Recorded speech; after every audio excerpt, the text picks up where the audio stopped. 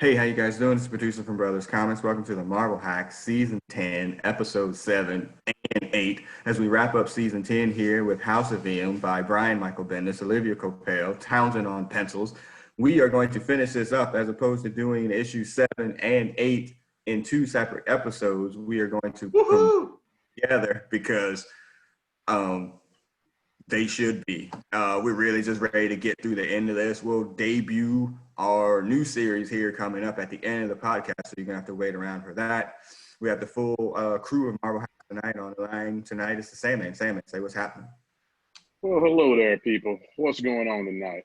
Man, recording on a Tuesday night, something that we have, I don't know if we ever did that. Not too many Tuesdays. Yeah. It was the Thursday night comic book show that kind of morphed into this. So not usually on Tuesdays. I think maybe some Wednesdays because comic book day. But yeah, Tuesdays, just a different night. Worked out for everybody. Also on the line is Brother Beavis. What's going on, man? Hey, what's up, everybody? Hey, if you're watching the YouTube version of this, Brother Beavis, you don't have your Xavier Gray Malkin background going on about what's going on. Well, I threatened to move on from that, but I've been too lazy to actually hook up another one. So I figured I should at least turn it off. Yeah. I have an idea for number 2, but I just too lazy. All right, no problem. And joining us back this week, it's he's got the House of M screensavers in the back. If you're watching on video, it's Big Hutch. What's going on, man? Hello, folks. Yes. What is that like? Is that like just a program running in the back, or it's just the YouTube stuff running in the back? Okay. All right. Well, yeah, like I said, to set the show, we're going to go through issues 7 and 8 tonight to wrap this up. If you've been listening, you've kind of probably seen that we've been kind of so about it. And before I press record, I was probably being a little bit less diplomatic than I am being right now. But that's going to come up later because as this series is now, 15 years old, maybe it hasn't aged well. I didn't read it originally anyway, but yes, it ends in this gigantic or momentous occasion, or moment, but just overall, yeah, we'll get to it. All right. But before we do that, our little recap here ahead of time is The Boys on Amazon Prime. I was late to the game for season 1. Y'all again.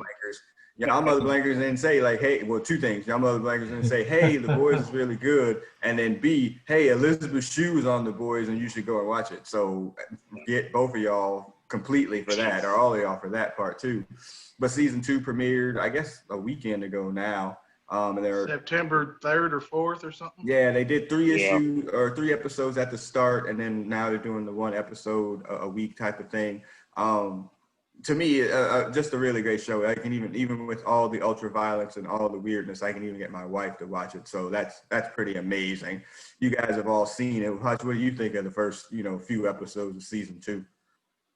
It's very. It started off dark. It hasn't left dark street. It's pretty crazy. As soon as you think something is, okay, this can't happen, it happens. Nice, yeah. It definitely has some twists and turns that you're really not looking for. Brother Beavis, they introduced a whole ass white supremacist as a Hydra cap villain there. Definitely didn't see that come. Well, you only didn't see it coming until you heard her name. Yeah, and I kind of knew that from the early press, but it's not until like episode 3 you're like, oh shit. Her character and demeanor changes. Yeah, Aya Cash. I sent that to y'all too. I mean, I watched that show, You're the Worst, which is on FXX. You could call it a comedy, but it is probably the most uncomfortable 40 minutes you will ever watch in your life. This shit is just uncomfortable. Man, this is really 2 terrible people falling in love with each other, but they are really terrible people. It is so hard to watch sometimes. But yeah, so looking good for The Boys. Sandman, how do you think the first 4 episodes have gone? Pretty good so far. It certainly keeps you on your toes. I mean, the first season did that, but man, you just never know. Homelander, good grief, man. Yeah. It's more. I love Homelander. I love Homelander. Would. I mean, you always, whenever he's on the screen, you get up in your seat. It's like, oh, what's he gonna do now? Oh, that crazy motherfucker. What's he gonna do? Agreed. So, He's Hyperion from the Squadron Supreme. I mean, yeah, to the he to is. right. Yes, he I is. mean, He's well, very much they're all like Hyperion. the Squadron Sinister or whatever, Squadron Supreme, whatever. Supreme. So yeah, whatever, I love the show. It's great. Yeah. yeah. Yeah, I mean, the idea of what happens if the Justice League were full of terrible people is a great premise for a show. And I mean, it is, you know, to make fun of their powers within their powers. I saw somebody like cosplaying on like Instagram or something of Homelander, and I was like, yeah, I could see why you would want to do that, but kind of side-eyeing you too, because why? Yeah, I mean, that would be like you cosplaying Stormfront. Oh, so you're cool being a white supremacist? Okay. It's coming. It's coming. You might as well gear up. Yeah. I mean, they're cosplaying. They don't really believe what they do on there. Well, we don't know that for sure. That's what the thing is. Of the doubt. Yeah. That's the fun of cosplaying. Well, kind of. The fun of cosplaying. You want to make people look at you and react, and that's what that will do. Yeah, I don't know about all that. It's interesting to see them take on the Superman problem as far as storytelling. Like that's his biggest flaw is there's no opposition. So to see everybody like trying to keep their schemes going in the midst of his crazy shit, it's that's the Squadron Supreme. That's what they're all. Yeah, that is. They're all afraid of Hyperion. Yeah, they're all right. They're all afraid of him, but they're also all plotting against him. Yeah. I will point out that Stormfront, when we do get the reveal that she's a full-ass white supremacist or whatever, she does use up her lightning powers to fry up black people. That's all I'm saying. Just saying. It's a trope at this point. You know, if the black power if the black heroes don't have freaking lightning powers, they're gonna get lit up somehow. It is what it is. So and we're spoiling or whatever. Then every time I see him, I think he's like Black Captain America, their fake Flash character, because of the way his costume is, the way it's set up. Like it's like, he got fired from his job. How you get fired from being a hero, man? That's just terrible. You get caught doing bad shit. Yeah. Cover it up. You got an almighty psychopath that's your leader. I don't know. That's a lot of ways, I guess. Placed him with a white dude as the speed dude. What kind of world is this? Who you fucking got? Christian McCaffrey, nigga? What's going on? Like, that just don't work in real life. Well, he was probably catching hell because he was black. So now this is, I mean, they're doing everything that's the opposite. And that's the opposite. Yeah. We were the last episode, I guess the next to the last episode or whatever. The one with where Aquaman, where they went through the whale. I'm spoiling. My wife was just like, no! He called the Deep. The Deep, yes. Yeah. Yeah. Well, that's another must-see character. Oh my God, for all the opposite reasons, though. They're all. I mean, they're all pretty good. Yeah, and him falling for the most part.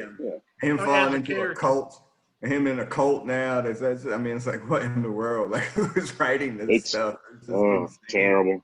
It's just insane. So yeah, I mean, what a unique show, I guess would be the best way of putting it. So yeah, if you haven't watched on Friday. Yeah, if you haven't watched it, we spoiled the shit out of it. So there's that for you. But you could also go back and watch season 1 before you jump into that. They did swerve me with putting Elizabeth Shue back on the show last week. Wasn't happy about that. That definitely gave me a couple of nightmares. So yeah, not cool at all. So cool. All right. So yeah, watch The Boys. Highly recommend it from the folks at Brothers Comics. All right. So let's get back into House of M. Issue number 7. I have one more. Did you know that the creative team behind the show is Seth Rogen and his writing troupe? Does that affect your Christian? I heard that on the side. I heard that somewhere too, and now I gotta damn near give it the X. I can't give Seth Rogen my time, energy, and money. That fat fuck. Noted. Yes. I understand. I thought before we switch off, I thought you were going to bring up, brother, because I put in the text chain, I don't think you were responding, that Starlight is not the same character from the front and the back. Like, it's just not. Like, there's definitely a different actress when they shoot her from behind. Well, But they also make a point of like showing her get out of costume, and it's all fake. Like she shows her wig and all her padding. Yeah. So it could be part of it. That's a great point. So she got some butt plants. Yeah, I was reading about that, and they actually make that point. It's because she's now she's actually wearing the costume, right? She's pretending to be as bad as the rest of them, and I think for her it was important to show that like this ideal that she's showing is not real. So. It's a parable. What's the something? Yeah, it's such a unique show. Like I would rather binge the whole freaking thing, but like social media would spoil it. So it'd be just season 1. I didn't know anything about it, so I didn't know or care to watch it or anything about it. But now it's just impossible. So. Brother Beavis, I thought you were going to bring up Cthulhu Country or Lovecraft. See, we're back there too. I'm still, I haven't watched the newest one of that either. I was telling you like 3. Right, but if you couldn't have handled the first 2 episodes, boy, oh boy. Episode 3. Yeah, the producer will never. I can't do it. Like, is that like lock you in the house, lock you in the room, and turn it on, and come back like 45 minutes later. You'd be like under the bed. That show. No, you couldn't go under the bed though. That's part of the problem. Right, there's shit underneath the bed too. That show just went dark. Yeah, I thought 4 was. I watched 4. I thought it was lame, and I haven't watched the next one yet. But issue 4 was some Indiana Jones bullshit. Yeah. I've heard it's got some issues. Yeah, whatever. It's interesting because it's more of an anthology than it seems. Like there is a story, but each episode is very different in a way. Right. It is like Indiana Jones or them serials or something. Yeah, it's almost like exploring different genres, all centered around horror. But there's a totally different flavor to each of the episodes so far. Right. Anthology. Yeah, I'll never watch that 3. Yeah, it's not me. Episode 3. I was like, because you had just talked about seeing that. I watched that. I was like, oh hell no, you can't get this. Oh. I had to turn the lights on. Damn. Oh damn. That's a litmus test right there. Shit. Yeah, that's episode 3 was a mother. Oh, that's hilarious. Like I left all my money in the basement. Oh well, it's gonna have to change. That's just not gonna get spent. I gotta admit, I'm curious. I'm probably gonna end up watching it eventually. I may be sorry, but I am too. I don't know. But it ain't gonna happen. Yeah, it ain't gonna happen. I keep, I get home about a full hour and 45 minutes before my wife, and where it's fully sun out in Florida. So hey, it was good. I was like, I can watch this shit in the daytime, and she ain't here. But every time I get to doing it, I'm just like, you know what? Maybe I shouldn't do it. Let me do the laundry. I think I'm gonna pass on that. So yeah. It ain't for you, sir. Damn. I'm missing out on the good stuff. If there was nudity, we'll let you know. But if Elizabeth Shue shows up, we will let you know. Yeah. Put the notice out. Noted. Before we get started into House of M issue 7, Hutch, you weren't around for issue 6. We instituted a new rule on this podcast.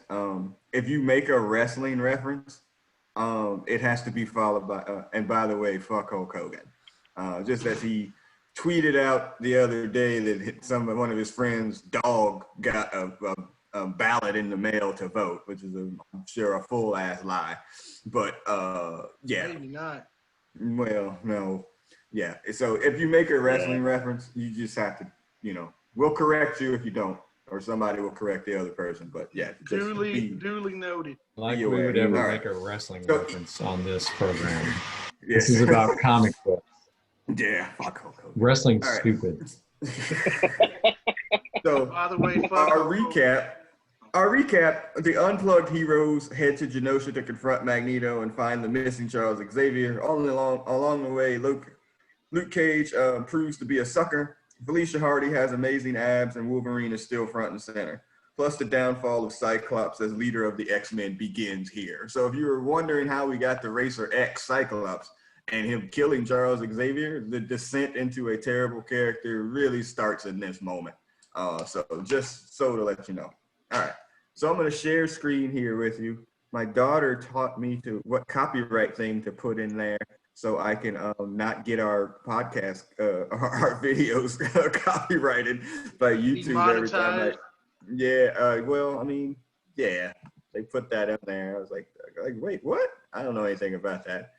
All right, so here we go with the multiple covers, and it's a comic book fight, y'all. You want to shout out the folks that you see doing anything important here? I see Luke Cage getting put on fire. It's a trope. Yeah. I see Wolverine doing beat his up slashing shit. Yeah, well, he's Yeah. slashing something. Yeah, I don't know who, but Well, who's that fake Wolverine in the left corner? fake Wolverine. Yeah, I don't know. Who the hell is I that? don't see a fake Wolverine. Is it a Sauron sighting? He's got like a helmet on. Well, I think all the some of helmets, the- those are that's the what red it is. shirts. Those are the Yeah, Genosha yeah. red shirts. Yeah, those are are the House of M red shirts. Yeah. Yeah. Oh. That's just Who's some Carol? that's some jabroni. Yeah, who's Yeah, I Carol don't know who that Danvers is. choking out? They look Her like career? Colossus, but that ain't That's not obviously that ain't Colossus. him.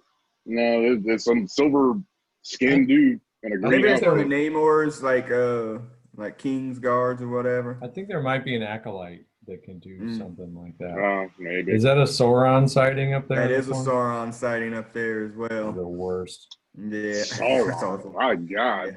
Ugh. Yeah, Cyclops still fighting in his Henley t-shirt there. Ridiculousness. Awesome. Okay, Yeah, so there's the still an artist- extra white dude in Luke Cage's crew that we have not identified. Yeah, I mean, it's just a comic book fight. It's just a big old splash page of a bunch of stuff going on, of gaga as we like to call it. The art I put as a little bit minimal or whatever, so it's kind of hard to tell what the characters are doing. But yeah, it is what it is. So when we get to page deuce, we still get this whole same thing. And then the plot of this whole story is like, what have y'all done? Pietro's just to get into this about what they've done to his sister, and you have this angry thing there. What I'm going to notice here in this book is the difference between, or telling the difference between Magneto and Pietro is very, very difficult. Like when you get into some of the shots, you have really no idea which one it is. And They're out of costume. Yeah. It's yeah, very hard to without tell. that, they're both dressed up like Captain Crunch. So, Hey, that's hating on Captain Crunch. I love Captain Crunch, but I'm That's a just saying, clown cereal. yeah, the costume or outfit or whatever. Yeah, it's just bad. There's whatchamacallit's abs, by the way, just letting you know. Just whatever. They tried to So he sneak gets, out. yeah, he gets but Pietro gets some offense and he takes out like essentially like a whole bunch of people here, like in a second.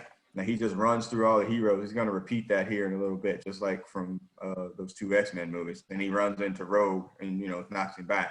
And then there's this thing with Doctor Strange trying to figure out the part of the plan where he needs to find Wanda. And he's going to have some dialogue here, but the rest of the book, he's all you do is you see him like just staring off into space. Like, it's like, oh, what's going on? Oh, this seems interesting. Blah, blah, blah, blah, blah. Hutch, your boy Nightcrawler getting some, I guess, is that offense? Would you call that offense? Or he just gets to tell. That's called just splashing on the page, yo. Come on, boy. What are you gonna do with typical strength? Ooh, Like cops. let me knock off this piece of cheese. Yeah, he said he's gonna fight the Cups. So yeah. All right. So he goes off. And then we get into, the boudoir chamber. I've seen some movies that start off like this. Hello, doctor. Bathe her and bring her to me. All right, so, Doctor Strange there. He finds, I guess, his astral plane form, finds Wanda. She's there with her two freaking weirdo bastard kids that don't really exist. And, they go to have this whole ass conversation about, well, what's going on? Have you been creating things? I mean, as a certified play therapist, by the way, this is literal play therapy. Literally, like this is what you would do with a child to have them tell you what's going on and, show me on the dolly where they touched you. Like this is literally what would happen in this situation. So in a sense, it kind of made a little bit of sense for me. But, she brings up the fact that, hey, you created Layla Miller. And she's like, I don't know who the hell that is. What are you talking about? And he goes through all of these things about that. And I'm just like, you kind of get to the sense like this is trying to go somewhere, Brother Beavis, but it's just taking a long time to get there, as usual. Yeah, I mean, they're trying. It's almost like having failed to really tell a story. Now they have to tell us what we just read for 6 issues. And I think we've seen a lot of things where, you know, they knew how to start a story and didn't have a finish. Matrix, we're all looking at you as an example. But like seems to me like the story where they knew how to end it, and then they just, you know, had to have a bunch of books to justify the crossover. It's like they had this, oh, what if we did this at the end? Okay, well, what do we do leading up to that? I don't know. Wolverine, Spider-Man, it'll be fine. Well, when you get into issue 8, it's just like, oh yeah, by the way, this shit is ending this week, so we need to finish that up. So yeah, you've created so much. Hey, that's what mommies do, you know. And then the little kid is like, playtime is not talk time, you know. Like I wonder what was the conversation about making these kids look like freaking bastards they're saying, man. Like, what is the point of making them look like that? They look like that creature that was chasing the toys around in Toy Story 4. Yeah. They look like little Damien children is what they look like. They look like freaking, I mean, they've got a couple shots of them where they look like almost monstrous. They got that creepy ass straight across bangs haircut. Yeah. And, the Dumb and Dumber haircut. Yeah, there you go. That's even better. They're trying to tell you there's some way to F off about these children, basically. So if you didn't know already, which you probably should have. Well, so it took 30 years. For sure. At 30 least. years? Well, yeah, at that point, probably. Yeah, maybe 20. The introducing that of the original story about them being born or not born. Yeah. Get rid of these Which fuckers. is a crazy story. Yeah. But the fight rages on outside. Wanda doesn't know, like, her little doppelganger that was out there at the state's dinner or whatever. You know, that's just a body I create, you know, for father to just throw out there or whatever. You know, I'm just in here chilling, playing with my kids. It's kind of creepy in a sense, but you know, she's like, there's always fighting. You know, there's always fighting. It's, no matter what I do, they always start to fight. And so you're trying to get to like how this happened, like how did we get to this particular point, you know, and then we get this Scooby-Doo flashback memory about what actually happened, you know, and this hutch I have a note here that says, and then they make us pay for some pages that we already read before. Yes, the classic flashback to come back to a bunch of hee-haw, but yes, and bad artwork to boot. Yeah, it's not great. You know what? Yeah, I wonder why they didn't kind of recap it that way. But I guess he was in a despaired state at that time. But Magneto's pajamas are not. Those is crazy people pajamas. He just ate it. He just had his lunch out of one of those little paper cups. Yeah, right. Yeah, with his pills. Yeah. Right. Yeah. Take your pills. Or else. Right. We're getting the remote today. Yeah. You get to watch whatever. So he goes through this whole thing. I guess that was from issue number 1. You know, they're meeting, they're gonna kill her. What do you have me do? And then as cupped in the corner, there's Doctor Strange gets to watch this story as it unfolds. They're gonna kill her. What do you have? Where is you ought to? Because I mean, he could have done a better job, Doctor Strange. Yeah, I mean, it's kind of weird that they go back and tell it like this way. When even though probably in 2005, maybe people didn't realize what was going to happen, but it's fairly obvious at this point that, you know, Magneto had nothing to do with this. And so he's just getting to this point of Pietro and Wanda figuring out this freaking ending of, you know, how we're going to have this happy fairy tale. And we have the two of them together and all we wanted to do was be a family and we were happy once. And they bring up their daddy issues. I mean, you know, Brother Beavis, are you feeling the emotional weight of this situation? Because even they were teamed together in the Avengers and stuff, I never felt that they were always close. He was a dick. She was crazy. That was pretty much the end of it. Yeah, they're so different. It is kind of hard to buy it because I think she's as crazy as she's become up to this point. I mean, she's kind of been the one that's more assimilated and actually been on the team, and he's always held himself apart. I think going back to the original Brotherhood of Evil Mutant days, it made more sense there because it was more of a protective role. But it's almost like in the absence of that, he didn't have anything else to do, either story wise or that's his personality. So yeah, I don't. It's a hard sell for me just because they seem to be so different, and also like they might have they've existed at so much in publication, and really haven't been all that close since they were introduced. That it's hard to buy that there's this whole happy time that we missed out on. Yeah. Man. Mhm. Yeah, because it's kind of amazing how Quicksilver is involved in all. I mean, he's all through Marvel's universe. He's in the Fantastic Four books. He's in the Avengers books. He's a mutant. X Factor. And he X Factor. Yeah, he's everywhere. He's one of them characters that, usually they portray him as crazy, and I can go for that. Yeah, but does anybody care about him? Nobody really gives a shit about that. I enjoyed him when he was in X Factor. I thought, they have they have one issue where they break everybody down and they kind of give their what's going on in their heads. And I think he had an antagonistic role in that I think was good. He was the one that, refused to wear the government issue costumes and things like that. I thought he was good in that. I think it is possible to make good Quicksilver stories. I think to go back to something Big Hutch once said, I mean, if you don't believe that the Vision and Wonder Man is the Brokeback Mountain of Marvel, then this is, maybe it's this one. I don't know. It's just these Avengers stories that they keep going back to the well, and it's more like I want you to believe this is the story, even though if you read all the books, you wouldn't necessarily get it.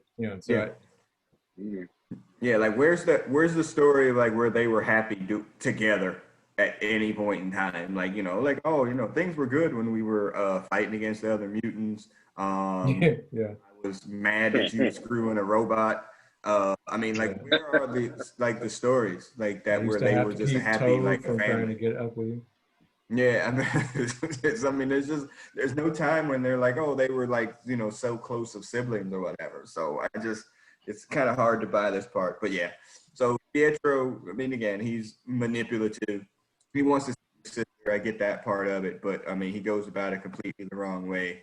Like, well, you could, and scenario about what she could do with her powers, and Xavier, you could exist y'all's few powers together because you can essentially do anything.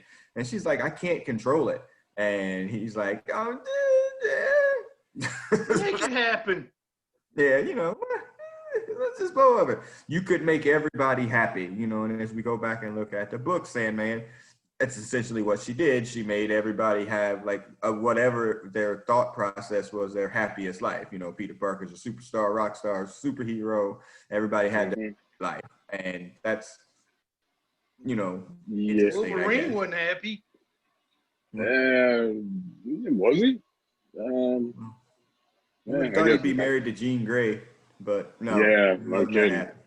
Married to Mystique. Where did that come from? Or they weren't married, I guess. They were together. They're just smashing. I don't know how that made him happy, but but the whole plan was for them to basically use Xavier's telepathy to make everybody read everybody's mind and make to see what they really happy. wanted. Is that what I'm getting? Yeah, which is pretty fucked up.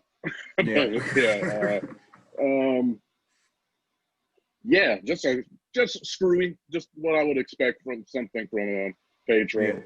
He's not. And speaking of which, where is Xavier's happy?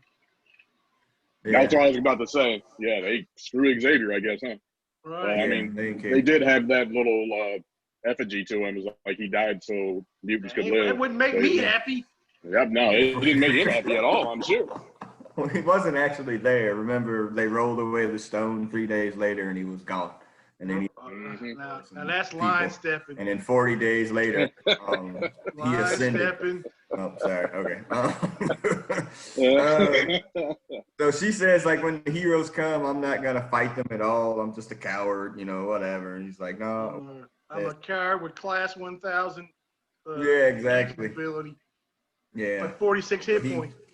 He totally convinces her that he can make everybody happy here, and and then Doctor Strange finally sees this story. He's like, oh, it wasn't Magneto, it was Pietro. Now here's the thing. Okay, so and again, this is in my wheelhouse as my son was born, wasn't reading comic books or whatever. It would seem like this would have been a perfect time to do a wrestling term, and by the way, fuck Hulk Hogan, a full-on heel change where you could have actually used the heat here that Quicksilver had to try to make him an A-level villain. Although his power level sucks as a heel, like what he did should have put him at a level. Like there's no way you can, after doing something like that, there's no way you can come back to being a hero. You have to go full-on Namor, I'm a dick heel. And I'm pretty sure that didn't happen because I've seen him running around with heroes and stuff. And what do you think, Hodge? He's one of those characters that you, from episode to episode or issue to issue or book to book, he has been fuck the Avengers, go Pietro, go Quicksilver, go mutants. And then the next episode, he's like, oh yeah, I'm gonna be a good guy this time. He goes right down the middle. Yeah, he's the yeah, he does. He's very wishy-washy like that. Yeah, they should have pushed him to full heel status, brother. I think MCU Pietro is essentially a god, depending on which studio's version you watch, right? Fox version is a god. The MCU version is dead. Yeah, for one thing. And I think that we as we've read him, we wouldn't see him as a villain. But if you want to consider his analog and think about Professor Zoom or whatever, you can imagine a speedster supervillain that would work. I agree with you. I hadn't thought about that before, but that is definitely a missed opportunity. They gave him a heel turn. I don't even think he gets like a real redemption arc or payoff or anything. I don't either. Yeah. Yeah, it has become kind of a wasted opportunity. Again, I would say they wanted this setup for whatever reason, and it was like, well, we just need 7. And actually, I was looking in the app to try and find this one again. There is a gang of tie-in books. They stopped all publication. Everything was House of M for however long. I'm like, for real? Maybe the story is out there in the corner because I'm not seeing it in the mainline book. Yeah, I see. There's a whole undercurrent conversation that we'll have at the end of this that I'm going to throw it out there now about how these damn crossovers or events are absolutely pointless anymore because this shit happened 15 years ago. And yes, No More Mutants is a huge moment and story, but every underlying other thing about that was complete. Well, shit, that too. It was all retcon. So it was all undone. Yeah, really, what was the point of doing it if you weren't going to make some version of something permanent out of this? Other than now they made Wanda a faceless heel, fuck Hulk Hogan, and that is like something they built that story in the House of X that we read like a year ago. So that is a thing too. But him, I'm trying to think of any of the post House of X books. Have we seen Pietro in any of these books? I don't even remember him in House of X. I know Scarlet Witch is there, and they all give her the side eye. Yeah, he's not on Krakoa, so I don't remember him being on Krakoa. No. Yeah, so that's interesting too. Okay, so yeah, he's plotting something. Yeah, so Doctor Strange gives the and Pietro goes and starts running through people again, and then we have this moment where hold on, did I skip too far there? No, you didn't. This is also stupid. Yes. Well, yes. And so Pietro goes running off, Captain Crunch style. And Doctor Strange communicates to Emma, like, hey, this is what happened. And then we get like a death scene, air quotation or whatever, where the onomatopoeia is chuck. And then Wanda falls out. and we see her with a big arrow shot in her back. But then we go to another cutscene, and now, okay, so does Layla unplug Pietro from the Matrix? Is that how you interpret this? Or does she unplug Magneto from the Matrix? I can't really tell. That's Magneto. Okay. That's Magneto. Okay. Or Because Adam he's got the Warlock. power in his hand thing going. So. Okay. Yeah. So she unplugs it. Yeah. Okay. Yeah, because that makes sense when we get to another scene here. And so, boom, we get this full-on shot of Brother Beavis' boy, Cyclops, there, looking, or not Cyclops, Hawkeye, looking very much like, well, that's save for the feet being of proportion, that is a full-on Liefeld design right there, man. Full-on. Pretty strappy. Yeah. I mean, with that Colossus arm, apparently, too. Yeah. Yeah, he's got the Colossus thing on. Yeah, but I mean, his arms are too big. Yeah. But. And again, like, okay, so somehow he's able to sneak into wherever she was. So there's that part of it. And then he's super angry because, you killed me. I killed. Yeah, he's like, I'm sorry, I love you. Like, wait, what? He loves everybody, and he always gets dumped. Yeah, Hawkeye's love life is not great. Can I do a break in real quick? Sure. They made the Avengers game on the PlayStation 4. Yeah. They cut Hawkeye out on that one too. They're supposed to be bringing him into a DLC. I'm just saying, but yeah. In the meantime, DLC still like download Hawkeye. Dinky lead character. They replaced Hawkeye with a minority child. Right. So yeah, they do not care for Hawkeye at all. Everybody got a movie but me. Yeah, that's a whole different podcast about how that character sucks in the MCU. But anyway. Did they give a reason? So the Hawkeye being dead goes back to Avenger Disassembled. Disassembled. Yeah. Did they give a reason why she killed him in that? Was it just like she loved him too much, she couldn't exist in this new world? Or did she also kill the Vision? Was she just severing ties or something? I can't remember. No, I mean, I don't think there was any explanation. His backpack caught on fire. Yeah, and then he went to go kill the Kree or whatever. Right. He sacrificed himself out of Independence Day and blew up the Kree warship. No. Yeah. It was just this that alleged emotional scene. Did they have a relationship? Everybody in the Avengers. I'm not in the Avengers. They probably did. Right. Hey, your door's unlocked. Well, the thing that they're not using as much here is this goes back, and he mentions it, but this goes back to when the team was Captain America, Hawkeye, Quicksilver, and Scarlet Witch. But they don't use Captain America at all in this. Yeah. Because it's MAGA. And they missed the opportunity to actually give the three of them a payoff scene in this. So it's like they're not even using kind of that shared history other than a couple passing references. But you know why, though? I mean, the shit only happens when there's no Captain America usually, no Charles Xavier, none of the bedrock characters that bring stability to these shits. When them people are gone, then you can write crazy shit like this. Yeah. But even without Cap, put the other three together. And then the next person added to the team was Black Panther. He's not in this either. Yeah. Well, that's a horrible Avengers team, by the way. Well, it just seems that they put this scene in there. Really, I mean, let's call it an emotional scene. Like we wanted to get something in there, like, let's get everybody upset. Remember, he disappeared in one of the books before. Like, Hawkeye's gone. He disappeared in the Marvel Universe. Yeah, he was at the farm. Right. He was gonna pop back up. So I mean, I don't know. They're counting on you to be a historian to get anything out of this series. They're as bad as they are with the sort of previously on recaps and the restating and the reprinting of pages, they're not telling enough of the story. They're just counting on you to know it because it's their history. Yeah.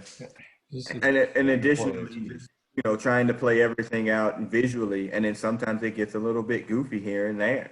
And, he gets Thanos snapped out. By the way, there's a lot of similarities here between that story and that, but that's a whole nother podcast as well. Only that it did that in the comic Yeah, we did. movie. And she's starting to lose grip on reality again, that she's unable to control her powers or whatever. And, then Pietro goes and takes out everybody again with his powers, I so have a problem with freaking Luke Cage's design here. And then I'm going to make the same comment when we get to issue 8. I know why. It's awful. I ain't gonna make that reference, but I'll make it later. And so Magneto's like mad, and he starts to take out his son or whatever. And he's like, "You did all this in my name, boy." I'm like, first off, your name is Mud anyway, Hutch. What the hell is he talking about? Exactly. I mean, well, first off, he enjoys this fantasy shit because he actually won one for the first time. Way to go, Wile E. Coyote! Woohoo! But yeah, I mean, you're right. Your name, whichever name you want to use, is shit. Yeah, it's shit. Yeah, exactly. You should have never did this. Looks like Flair, like, when Flair had those like crazy promos when he was really going and the spittle is all over the place. That's all his promos. Yeah, me. His promos now has spittle, but now he having a stroke. When he got the real good spittle going. So he's going on and on and on. This is very Liefeld-esque, by the way. Y'all can't tell me it's not. Like the faces and all that, because I'm drawing toes and feet and chest, all this is super Liefeld. It's not quite as bad as Liefeld stuff, but I mean, it's in the same. It's in that. What's that dude? That Ian Churchill, Brett Booth, like that kind of world of comic book drawing. So they have their little battle, and then Wanda, makes a hot tag save, fuck Hulk Hogan, and she comes in and sees her brother all laid out. She gives Magneto the Matrix mouth close thing for Neo there, makes him close his mouth, and she comes down, and then we've got to get to the pendulum moment or whatever this thing is about, all I ever wanted to do was be happy. All we wanted to ever do was be a family. Like, there's a lot of blood coming out of his head right there. Like, but he's not dead, right? Like, or she's dead and he brings him back to life. Was that what you say? Yeah, I couldn't tell if he still had a head, but he does. Yeah, I mean, there's a lot of blood there. I think he's donuts. Yeah, I think she brings him back to life. And then they're trying to figure out what they're going to do. And then she goes into this self-hatred moment here, where, all we wanted to do was to be happy and all this. You chose the mutants over us. You chose all this other thing, and everything goes to shit, essentially, speech. And so she gets so mad, and then she gets to the point where she says the magic words here: "No more mutants. We're freaks." Come on. This kind of bothered me too. Like, really, this is where you got to that point? Like, I mean, it just didn't make any sense to me. It doesn't make a lot of sense. Yeah. Well, why not just the humans too? Why not everybody? You trying to make sense out of a crazy person. Yeah, okay. I mean, when you put it that way, I guess. Yeah. Counselor. Yeah, I get. Well, I mean, I guess crazy people don't make sense. You're right. So she gets to that point. She goes, "No more mutants" on that ass. We get the white screen that we got from before after she fades out of there. That we're paying for. And that's it.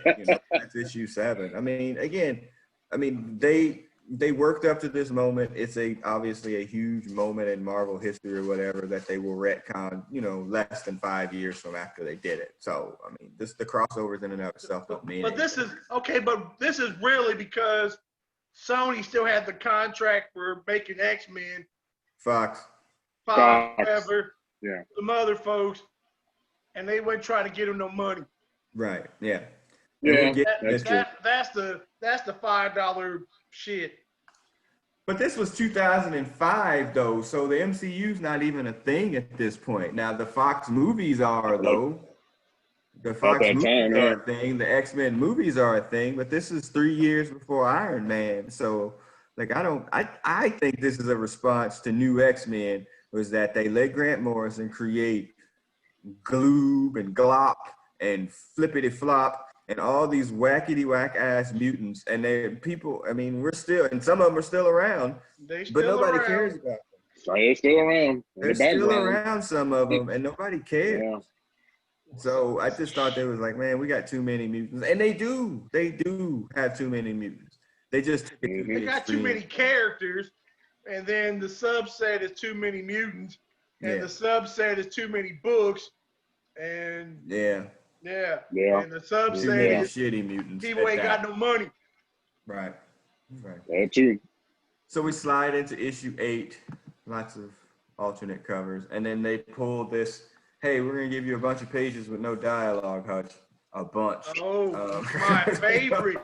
I always want to open up my $5 comic book and see architecture.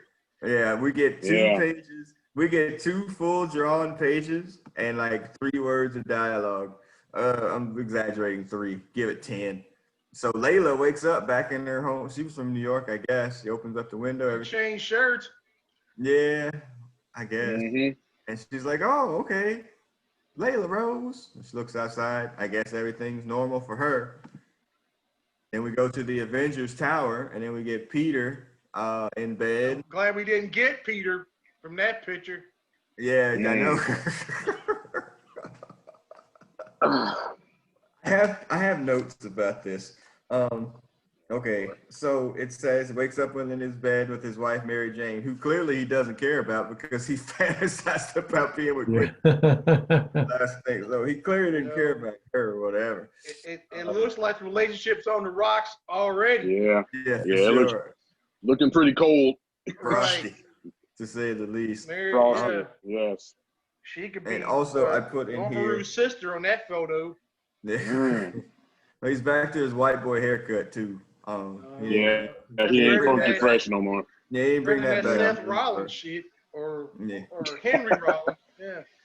Nice. Henry Rollins. Oh, wow. Yeah. So so there's that, and so Peter's there, and his Peter in that shot as well. And so now we get into this whole thing about which people remember the alternate world or whatever. You know, so the people that do remember, Luke remembers, Peter remembers. We get into some of the other people later. Falcon is in there, like I'm like, wait a second, where was Falcon in this whole story to begin with? He was on Luke Cage's team. Or no, he was the cop who came after Luke Cage, wasn't he? Of course. Right, he was the cop. That's he was right. Sam Wilson. Yeah. For like one issue. Right. Humans. Yeah. And then he went missing. Sapient cop. How do you be in 2 universes and stank in both? Yeah, what's his perfect world? Oh my God! Yeah, No Red Wing? To be a cop. Non-existence. Oh my God! But look at the whole shot in of itself. I mean, you pulling out the ranks, Sentry and Spider Woman, She-Hulk, Sentry, She-Hulk, and I don't know who that George Foreman back there, Luke Cage. Sadly, that's Luke Cage. Yeah. Or Vin Rames, maybe. This is terrible. Like, I just want to punch people when I see his designs. It's just so bad. Like, his arm's bigger than his head. That too. But why is he wearing the fucking beanie on his head? Like, it's so bad. Yeah. Is that a beanie or a crystal sock bag or something? It looks like the shit they wear at the grocery store in the meat department. It looks more like them damn things. I wouldn't buy no meat from that person. Oh, I think that's a given. But yeah, I don't know what the hell. Let me get 2 pounds brisket. Can I get somebody else to get it, sir? Somebody not wearing that fucked up hat. Yes, exactly. He worked at Esther's. Yeah, that's old school. So Miss Marvel remembers. She-Hulk remembers. But Spider-Woman was there. Jessica Drake, she doesn't remember. Like, we get into this thing about who was there that remembers and doesn't remember. With her ass out, of course. Yeah, now, she still got some cakes. Yeah, she's full figured. I'm not hating. So Peter is super pissed. Like he doesn't remember, and he's just all upset. And then, Brother Beavis, you talked about this in some books that you're currently reading. Like Tony Stark appears in this. He was in this whole series up to this point. If he had 20 words of dialogue, it was a lot. Tony Stark, Iron Man is not a star in this world anymore, in this version of the Marvel Universe. Yeah, it's amazing. Like all the modern cartoons and obviously the movies, like Tony Stark is completely different, and he's such a wallflower in this. And I was reading I was telling you, I was reading. I don't have a good reason for this, but I've been reading West Coast Avengers. Actually, I was trying to get into some of the Scarlet Witch stories, but so far all I've struggled through is the first like 12 issues of them fighting absolutely nobody. But yeah, I was like, oh yeah, I forgot Iron Man was in the West Coast Avengers because he does absolutely nothing. He's in that red and white armor, which is terrible. He had a new armor damn near every episode or something. Yeah. And they was awful. He hasn't. I had a lot of those issues. There's actually, I was gonna send you like a one of the pages because there's this. They go through the story where the Grim Reaper's super racist. And that was the first couple episodes. Yeah. I had them books. It's awful. And they had the black or the black monkey dude. Yeah, he had Manape and then like Manape. Dr. Voodoo or somebody. And Mandrill. Yeah. Mandrill, who's also awful. I had them books. I'll text you guys a picture of it. I was like, I got it. I got them. I had them. PU. That's wow. Well, back to this crap. Doctor Strange shows up like. I was just gonna say, Spider-Man is not well adjusted in this. He threw a giant fit when his world got broken, and he threw a giant fit when his world got put together. Yeah. He needs to suck. Yeah, it seems very inconsistent with what Peter Parker would do. It seems like bad writing. Yeah, bad writing. At least both his women were white. He wasn't messing around with blue chicks, and I mean his women weren't horrible. Yeah, like Uncle Ben always said, just swallow that shit way down, Peter, and never ever talk about it. What shit you talking about, Uncle? Yeah. Another podcast. He literally woke up next to his supermodel wife and was like, seriously? Fuck. I'm sorry. My life sucks. So Doctor Strange shows up after a bender, it looks like, man. Like he like had a couple of drinks. And he's like, no, everything's not okay. And then that's a teaser for and then Emma wakes up from her bed. She didn't quite make it home from the bar. She got thrown out of a moving vehicle. And so she's at the mansion though. I'm kind of trying to figure out why she was at the mansion in the grass, but whatever. Cyclops. Yeah. You stink, bitch. You slept with everybody. Boo. Well, what nobody's asking is where's Cloak? They're done with him. Yeah, they're done. Cloak, he said, put him back in the fucking closet where it belongs. Yeah, we saw Layla, we saw Emma. The last two people that were seen with Cloak was these two. So yeah, could be on some we don't. He got the Begoya treatment. Yeah. All right. So anyway, Emma's like, here's the screams from inside the mansion, and she rushes inside. And then, I'm gonna kind of take from my notes here a little bit. One, Colossus has no bulge in his. Come on, man. Fruits and berries. It's no sack. Come on. Of all the scenes in this episode, his whole 3-piece set is just. But okay. Yeah. But anyway, Shrinkage. So like everybody's distraught because of the mutant power thing. And then, the students and Kitty's there, but Kitty got her powers. Then Colossus got his. Of course. Cyclops obviously has his. So all the good X-Men have their powers. Wait a minute. Nightcrawler has his powers. See, what he's All doing the there is he's saying well-recognized Nightcrawler is X-Men. not a good mutant. Yeah, all the well-recognized X-Men have their powers. How is that better? That's awful, sir. Yeah, I'm just I saying. protest. Yeah. But he's not wrong. But they explain why this is the case, though. What's the explanation? There's a throwaway line. Actually, if you go back to before the last two explosion pages, you'll see Doctor Strange doing some gang signs, and also Emma putting up the shields, and they make a throwaway line that people that were at Ground Zero were protected by Emma's shields and Doctor Strange's mystic powers. Oh, I definitely Kitty missed that. was at the site in her teacher's outfit, if you'll recall. So she would still have her. Got it. Okay, I didn't know that. All right. Well, good for them. So how did Yes.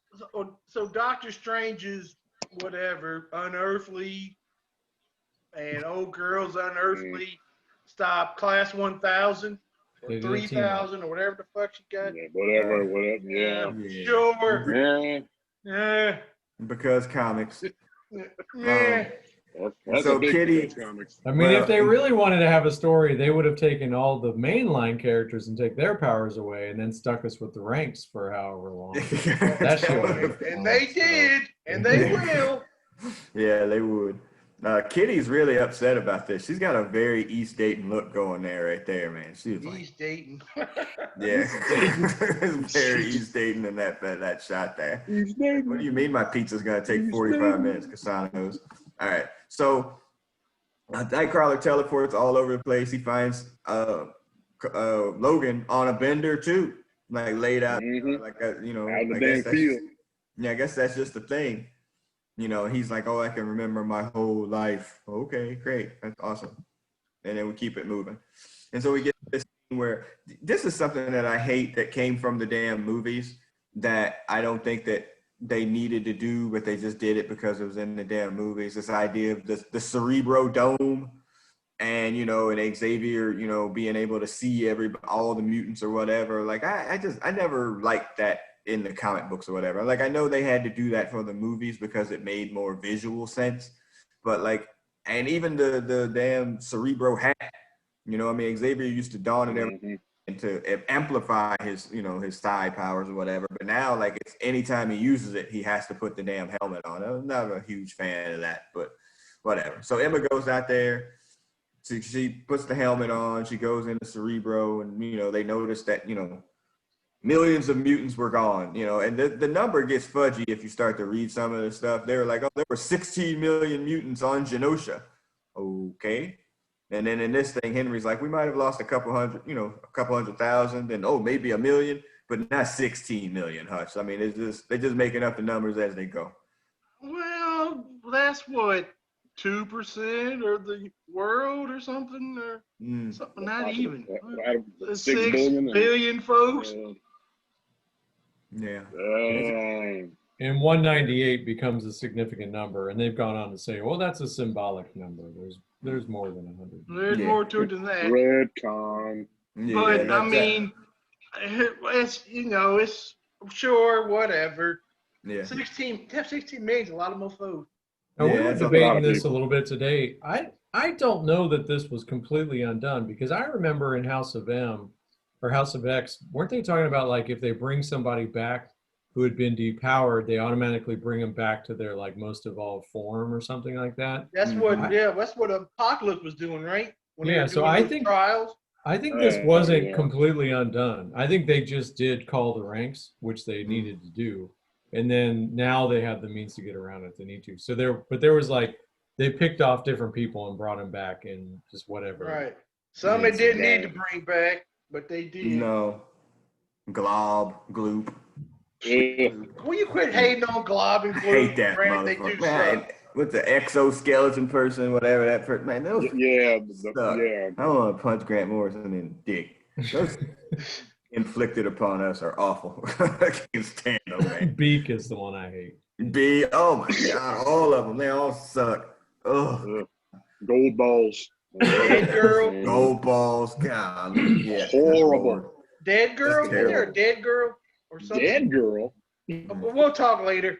Yeah. Okay. Anyway, so Emma's like, oh, there's all gone or whatever. They don't know if they suppress the powers. I don't like that the fact that Beast is just like, well, where's Xavier? Like, I mean, you're like one of the smartest people on the planet. Like, why are you yelling like a freaking crazy? I don't know if he's mostly Beast mode at this point. Maybe he's losing his humanness or whatever. But That's Beauty and the Beast mode. and then Danny from the New Mutants, did she lose her powers? Yes. Okay. She's all hunched over like she did. Power of sucking? No. Yeah, she sucks too. Yeah, that. I'm gonna go kind of social media stuff or whatever. Like people like the New Mutants, and Who are these people? I know I see people like online, and I don't know if they're trolling, but like every character, like I mean, every character really except freaking Ilyana sucks in New Mutants. Every single one of them. Like Danny, they all suck. Even Cannonball kind of sucks. I mean, he's got Cannonball sucks, but he kind of sucks. He got a decent power if he can control They it. suck. I mean, Sunspot's kind of got cool powers, but he's really just freaking Brazil. a short, angry. Yeah, Really He's mad. got no Didn't defense. Didn't he kill a mofo or something? It doesn't even matter. Yeah, it's just Them characters are 2-dimensional, maybe 1.5-dimensional, and they will always be 1.5-dimensional. When they die every 10 years, nobody cares. When they bring them back 10 years later, nobody cares. They've always been the not quite good enough X-Men. Right. The best thing that ever came out of them was Celine. The new are the Alpha Flight of the X-Men. That's basically. That's a good analogy. Damn it, that hurts. And it's true. That hurts. Ouch. So everybody's freaking out inside the house. You know, they're not sure if they don't have their mutant powers or she suppressed their mutant powers. Nobody really knows. It's all over the place. I mean, I don't know. And then now we get this appearance of Iceman, who allegedly lost his powers, but if you've read ahead, Brother Beavis has already told us too that that he didn't really lose his powers; it's just in his head because he's a mental case, probably suppressing his other feelings. I guess I don't know. It was like guilt, survivor's guilt. Yes. Yeah. Nice feat. Yeah. So it's just a mess in that regard. And then we get to this whole scene. All right, now here's not one of my biggest beats in this whole thing. So we cut to this thing about, obviously, hey, the mutants are gone. The people, the sapiens that hate the mutants are like, good, freaking God's will or whatever the hell they're going to say, blah, blah, blah, blah, blah. And then we get this cut scene with the Avengers, like, sitting there watching this. It pisses me off to no end still, 15 years later, that this is going on, and the Avengers are like, man, that's fucked up. Hey, y'all want to get shawarma? Oh well, don't fuck with us. I mean, they lost 4 or 5 members. Yeah, they have any mutants? But they really weren't pressed to be like, you know what, we really got to, let's call somebody, let's get over to the mansion, let's help these out, what can we do to offer our support, to blah, blah. It was just like, damn, the poor X-Men. Fuck them. Oh, well. They weren't really all that upset by this, it doesn't seem. Captain America saw somebody who's like, oh, turn that dude off, or turn him up. Nah, just turn him down. I didn't really care about that shit anyway. I mean, like, of all the people, he should have been the one that was most upset by it. Plus, he also got, completely jobbed out and not even allowed to, use his MAGA powers in the House of M or whatever. So, like, this part, I mean, help me out here, y'all. Is this bothersome that all the time that the Avengers is just like, shit happens to the X-Men, they're just like, well, I mean, the X-Men are black folks of the comic book community. Yeah. I mean, they should have been like, Tony, get Hank and get Reed on the phone. We got to see what we can do to help. Even that would have been a token. Nothing. No. There. Yeah. The X-Men are being have been decimated. Who did it? Yeah. A mutant? Click. I mean, they really Self-cleaning oven. Yeah, they really weren't pressed like you would think. And again, it's no wonder, as much as I hate to admit it, it's no wonder as you go through this on time that, I mean, again, it's a 180 or whatever, but Cyclops is just like, you know what? Fuck this, man. Like, I'm done with this crap. Treat us like shit or whatever. So I'm just gonna, I'm gonna kill my mentor or whatever. Like, that went a completely different direction. But Yeah. like, I mean, you could see how the X-Men would turn heel, wrestling term, fuck Hulk Hogan, and you could see how that would happen, over time. But I mean, this whole thing is really just focused on, Peter being upset, and then like, oh, Doctor Strange saying, I failed too, by the way. I'm supposed to protect this world, and didn't do it. No, you didn't. Stephen Strange or Doctor Strange didn't protect us? Yeah. That's unbelievable. Yeah, we're doomed. Doomed, I say. That middle left panel is where they explain how they were protected. Mm-hmm. Yeah, that middle left. Yeah, I mean, it's fine. I just find it weird that they. I thought you were gonna. When you said this still bothers you in that picture of the Avengers, they drew Luke Cage like one of them stubby ass pencils, like just the eraser sticks. I mean, there's no good picture of. Go back. No. One more. One more. Oh yeah, I see it. That's terrible. That's terrible. Yeah, Olivia Coupel's like wide shots are not great. Like when there's like multiple people in backgrounds, as they all shrink down to really goofy sizes. Yeah. Rudimentary. Yeah. Yeah. That's bad. That's it. I mean, and then Spider-Man has his moment here. We're really getting into the Return of the King ending, by the way. Where this continually goes on. So Spider-Man's like, hey, could you use your magic powers, Doctor Strange, and take this stuff out of my head? It doesn't work like that. I mean, come on, man. This is not the Peter Parker that we know at all. Yeah, it's just way. They really did not write him well at all in this, in my opinion. Yeah. Changing his personality to fit the story. It just doesn't make any sense. You don't do that shit. Yeah. No. Then now there's an invasion inside the mansion. Well, who could it have been? And then we get this long shot. And then is this where, we see Hawkeye's uniform, Jesus Christ. Strung up. Yeah. Is this where Ronan is born? Or is Ronan reborn? I don't know if Ronan was a character before and then he was Ronan and then he comes back. Is this the rebirth of Ronan or Ronan for sure? I think this is Cap was Ronan first. So this is I thought Cap was I don't know. Yeah. Nomad. Yeah. You're right. Yeah, it's Nomad. But but I thought Ronan had already appeared before 2005.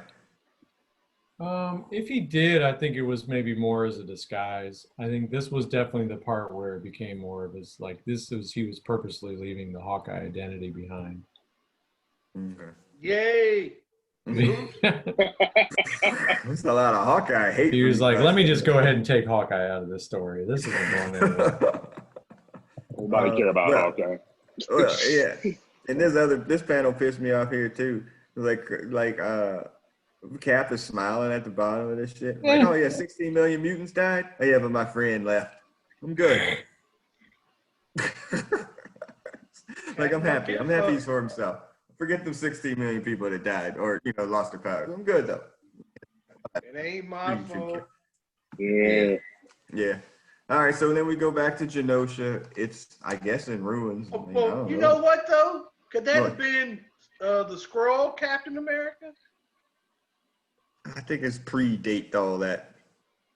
Who knows? Yeah, who knows? I'm sure they changed it back at some point. Wasn't that much later? Yeah. I don't know. Maybe. So Magneto's there. He doesn't have his powers, allegedly. 2007, right? This is 2005. No idea. So he doesn't have his powers. How do y'all feel about that power shot there of the X-Men there? Because everybody's so tiny. What do y'all think of that shot? Mhm. Yeah. It's all right. It reminds It's me not of a, terrible. yeah, it's not the worst picture in the universe. Now that's the Joss Whedon team, right? Yeah, it is astonishing. Yeah. Mm-hmm. Yeah, it's just everybody's so weird. Look at the Colossus' fists Well, are they're gigantic. posing too much. Yeah, his Yeah. Colossus' head is way too small for one damn thing. His fists Michael are doesn't have a leg, no, yeah, Yeah. a full leg. in the dirt. Yeah. So of course, leader of the X-Men, Wolverine attacks this old man, and it's like, oh, you don't have the power of metal anymore, huh? But see, then he's like, you don't lost your power over metal, have you? And he goes, I didn't. And so like he couldn't lift his spoon, but now he's saying that this was confusing to me. Like it looks like that Wolverine's claws went in, like he pushed them back in. Did y'all interpret that? But then he couldn't lift the fork. Like He doesn't say he didn't do it. It's Kitty says he didn't do this. He says, I don't know. And then she just says, guys, he didn't do this. Yeah. So he does not have his powers at this point. Okay. Right. No. So, and he goes full, my name is Bennett and I ain't in it. Where's Charles? I don't know. Where's Pietro? Where's Wanda? Bruh, I have no idea what you're talking about. Like I'm laying here in the dirt where y'all left me. Remember the Yeah, big exactly. explosion? I ain't moved since. I'm lucky I got my mouse back. Yeah, even if I could have, I probably would have left the island with all these 16 million powerless mutants here. That's probably not the way to go with this whole thing. So yeah. So they leave him there. Wolverine's like, oh, when we see your kids, we'll tell them to say hi for you, it's just pretty lame. awful. Mm-hmm. And then we cut to these shots where we do get a chance to see Wanda shopping, like the Before the I don't internet. know. Well, you know what? I saw this scene. It reminded me of that scene where in the first season of Game of Thrones, where Khaleesi is shopping in the shop and then they to save her from drinking the poison or whatever. It's kind of reminded me of that. Like she was just walking through. But yeah, that's about it. We don't get a chance to see Pietro. And then the voiceover like dialogue is it's Hank Pym, I think, is talking about all the things that would happen and if there's an equal and opposite reaction. These poor mutants, I'm so sorry to what happened to them. But hey, shit happens, and I don't know what's going to happen to the world or whatever. But it's a terrible thing, and we get to pull out their names. Yeah, from the from the ground up to the mountains, to the rivers, to the water, to the earth, and then you see this big. I guess is that the shadow of the moon? Maybe. I just think that's.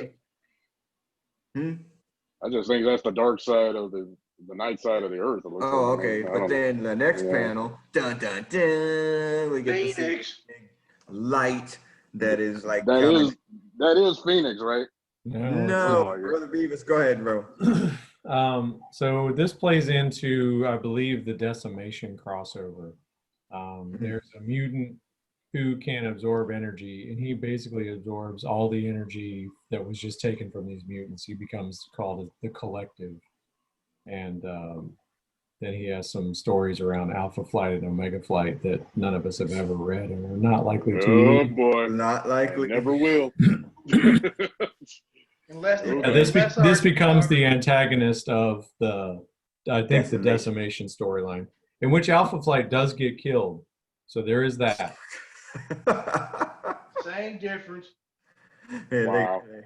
How could you bury Alpha Flight even more, wrestling term? How could you bury them anymore? Like, I mean, God, like, they're literally wrestling on dark matches. You just basically killed the best thing in Marvel in this story almost. So why not? Yeah. I mean, again, it has it has a significant ending, but did it really change anything other than like that's what they're going to change here, like back momentarily? Like, I mean, did it do that? I mean, at that moment, it felt like a big thing, but like you said, they retconned everything. They put everything back. Yeah, So it it just didn't really do seemed anything. it just seemed It's the Marvel 52. yeah. Yeah, Ouch. pretty It much. just it just seemed like they were just it seemed like, oh, okay, well, this is something that would be really cool or whatever, and then obviously they know they could bring everybody back when they needed or wanted to, but it was not, it wasn't paced very well. It just, in the last two episodes are just like, hey, it seems like No More Mutants should have gone into issue 8 and you end on that and then you roll into the next thing where you see the aftermath of it. Because trying to deal with the aftermath of No More Mutants from in issue number 8 winds up being just like these little shots of the Return of the King stuff. Like, oh, what's going on with them? Yeah. What's going on with them? What's going on with them? All right, well, peace out, Samwise Gamgee. And then that's it. And it's over. And like, it just, and then, but overall, then it just leads into another GD event. And I'm like, I just can't. I can't. Decimation. Man. Yeah, Decimation was the next one, right? Yeah, Decimation. So, I mean, it's just, I don't know. That's kind of how I feel. If, the events should mean something, and they've gotten to the point now, as we will probably be reading here sometime here in the winter, House of X-Men Swords. Will we be coming back with that here soon enough? Because that's the one that's coming up, in the X-Men world now. And I don't know what it means or why they have swords. What the fuck? I mean, I can only guess, and it ain't good. Exactly. Yeah, I mean, honestly, it's just like, okay, so they're gonna have swords because of what? But so, I mean, Sandman, what was your overall thought of the House of M? It's a lot of fluff around one big event, 3 words, and not much else. Kind of disappointed, honestly. I was looking forward to reading it. We never had. Most of us never had. But yeah, I mean, it was subpar, and it was just a vehicle for them to get to that point. And other than that, I didn't think much of it, honestly. Yeah. Kind of Again, sad. the longest long-term ramification of this is that Scarlet Witch is still a pariah. That's basically it. The whole Maximoff, whatever his name is, and that whole line of mutants, whatever comes off that wood is some of the most is crazy. Well, Polaris is, I think Polaris crazy. Is not. She's on crazy. Krakoa, at least. She at least was able to get to Krakoa. I don't think Pietro and Wanda are allowed anywhere near anything at this point, especially Wanda. How Magneto get free of that? I guess that's the part where they're not his kids, and that timeline, I don't know. It didn't make no damn sense. I don't get it. No, I don't know. Brother Beavis, what do you think overall? You read it before, now you get fresh eyes on it later. Yeah, I kind of remember being a little more significant, but I was like completely out of comics when I went back and reread this, because my thing has always been, like, I'm still trying to connect the dots back to when I stopped reading to modern day, and it's just impossible.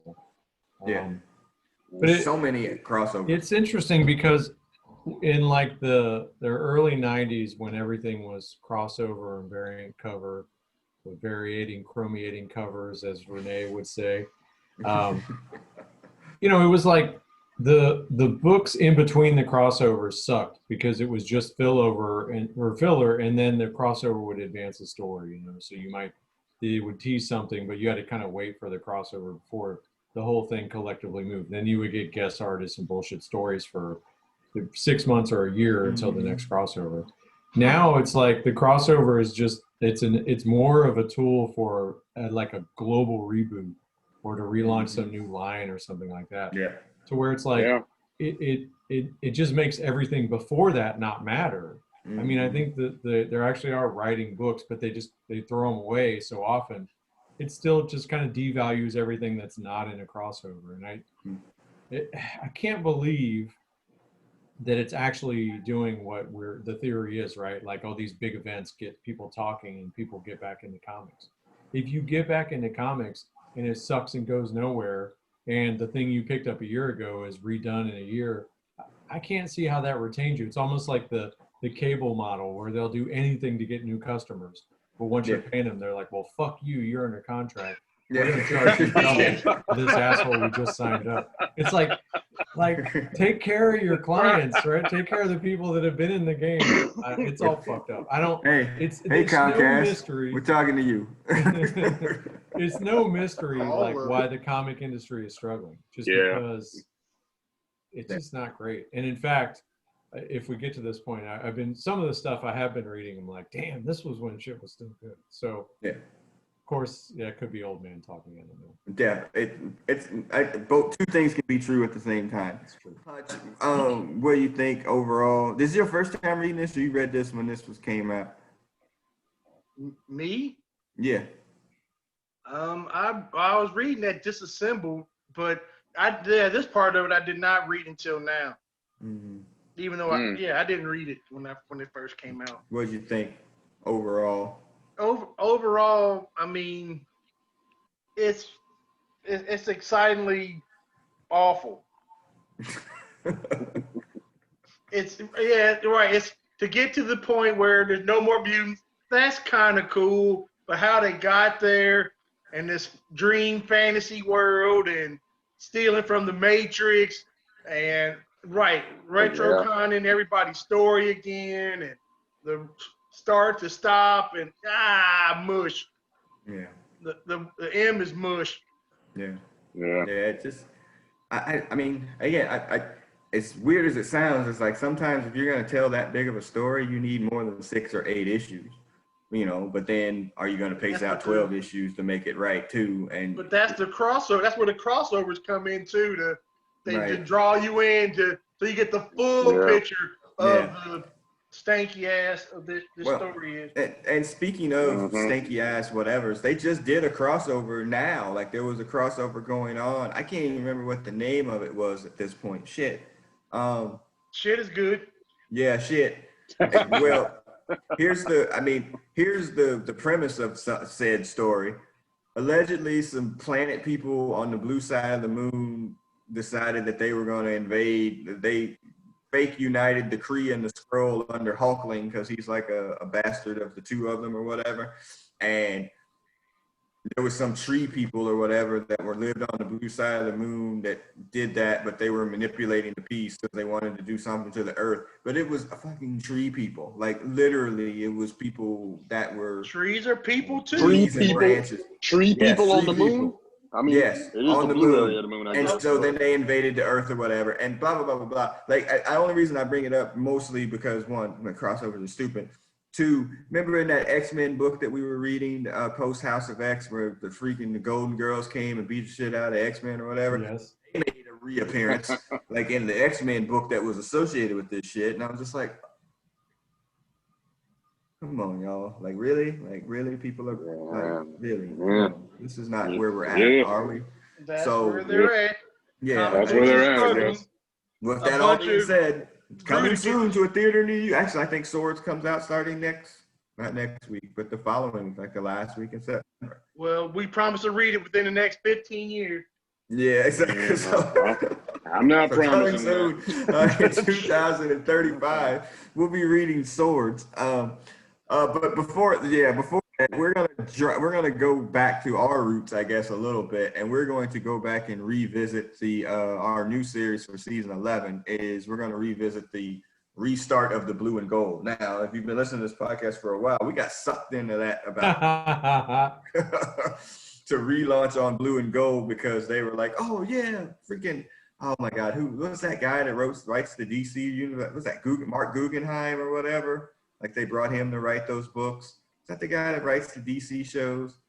Well, they brought him in to write these X-Men books. Yeah, it is some type of Paul something. Yeah, Guggenheim or something like that. They brought him in to write these books, and they sucked. God, then why are we going to read them? I think one of them was a little bit better than the other one. I can't remember which one it was. We have it in the podcast archives. We're not going to reread the new ones. We're going to read. No, I know. Yeah, we're not doing that. I'm just saying. Oh, thank the Lord. Yeah, no. you just put up number 2 right there behind you. X-Men number 2 with Magneto. Yeah. We're gonna go back and read the Blue and Gold relaunch in 1990. What 3? I think 92, 93. Somewhere around there. Yeah, we're going to read those books, to kind of take us through a story. But before that, we're going to read the Muir Island saga, which leads into that. So to start season 11. So we're going to, kind of kick it old school, see some incredible art.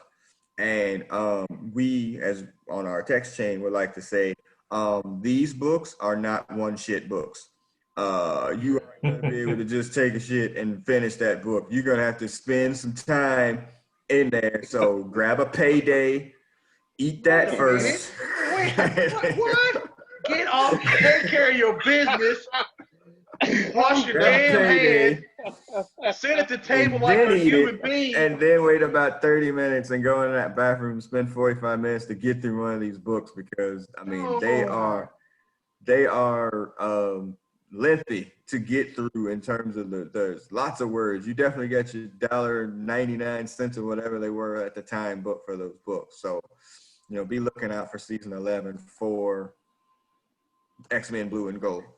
So yeah, I've been reading ahead on that. I've been reading those. I've been reading the Muir Island saga, which. Jeez, you got a lot of time in your hands. Yeah, it's been taking a minute to get through. It's just a lot. Yeah. It's a lot. So I got a lot of questions for that. And you got to read so many other books to kind of figure where you're going in there too. You know what I mean? Well, but that's true. But that's like you have to read so many books to catch up to what you're reading. I'm just like, oh yeah. Like that's why. So.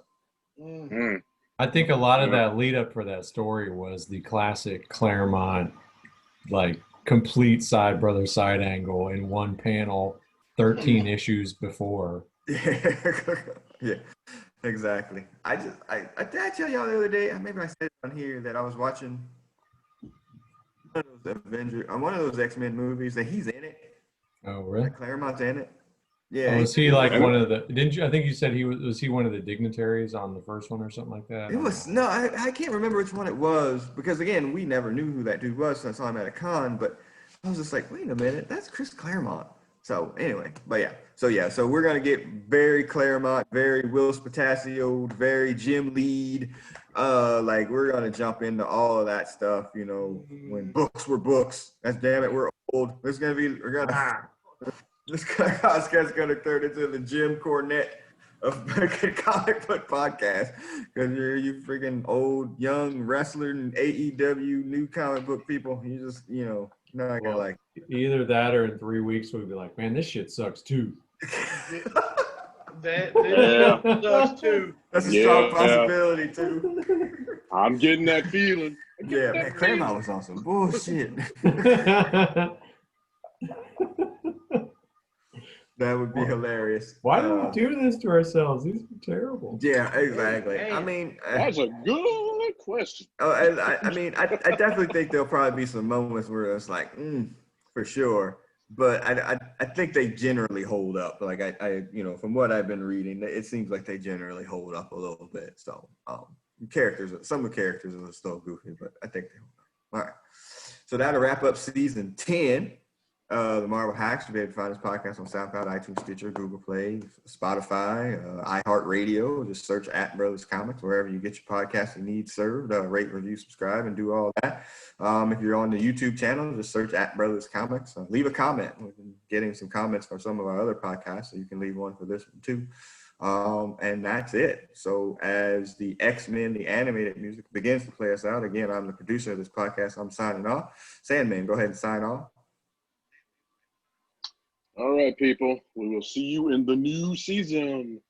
Yes, man. Season 11. I like it that we reboot just like the comic books do. Just go ahead and sign off. Damn hypocrites. Yeah, exactly. This podcast is gonna have a variant cover. Sign off, brother Beavers. I'll see you guys next time. Hutch, don't get fired at me. Unless I pull a Layla Miller and have never heard from again. Yeah, never heard from ever again. Apparently she is back. She did come back. Yeah, that's what I read. She did? And she did. Really? We'll talk about that later or not. Anyway, good night, all you happy people. All right. Good night. We'll see everybody in season 11. Peace. Peace. One one moment. I gotta turn the show on.